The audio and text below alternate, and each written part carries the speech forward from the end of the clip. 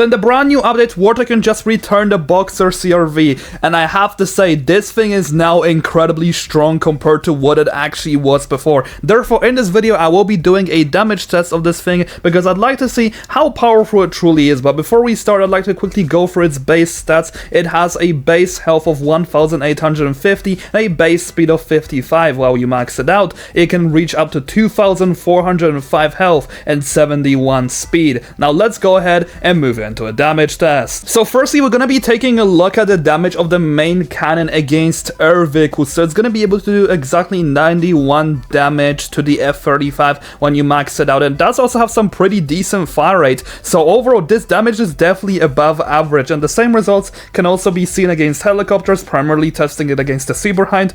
This thing's definitely gonna be pretty good in terms of anti-air. Now the place in which this vehicle actually shines is definitely going to be ground combat, because against the Leopard, you're gonna be able to actually take this thing down in a few seconds, which is pretty incredible considering that most ground vehicles do not have such a high damage output. However, its main damage actually comes in against the Abrams X, because as you guys can see, it is literally able to shred it in basically a few seconds as well. So this thing is kind of giving me the automatic vibes in a sense, but actually in a balanced state, because the automatic isn't a balanced vehicle at all. Now moving right into the machine gun, which I have to say has been pretty heavily buffed. It will be able to do exactly 46 damage to the F-35 with a pretty decent fire rate. I think it will be able to shred this thing quite quickly, and the same results can also be seen against the Mi-24 Super Hind. So in terms of anti-air, you're primarily going to want to use this machine gun. However, unfortunately, it's not going to be very amazing against ground vehicles. It will just be average, and the same results can also be seen against the tanks. You're kind of just going to be using this machine gun against ground vehicles and tanks